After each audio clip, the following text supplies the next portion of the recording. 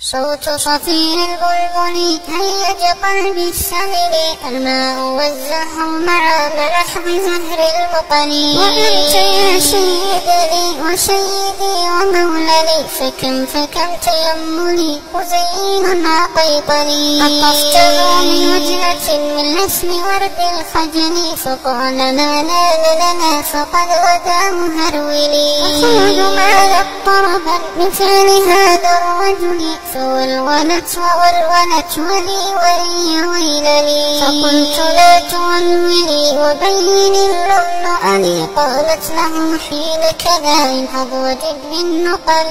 وفتية سقونني قهوة كالعسل، شممتها بألفي أزكى من القرنفل، في وسط بستان حلي بالزهر والسرور، والعود دندنلي والطبل طبطبني.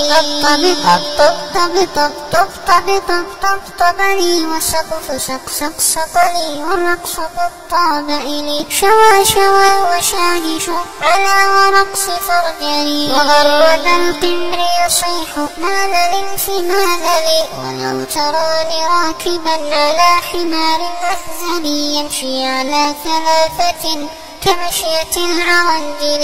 والناس ترجم جملي بالسوق بالقلقلني، والكل كع خلفي ومن حويلني. لكن مشيت هاربا من خشية العطنطل، إلى لقاء ملك معظم مبجل، يأمرني بخلة حمراء كالدمدمل، أجر فيها ماشيا مبغضيا للدين. أنا الأديب المعين من حي أرض الموصلين،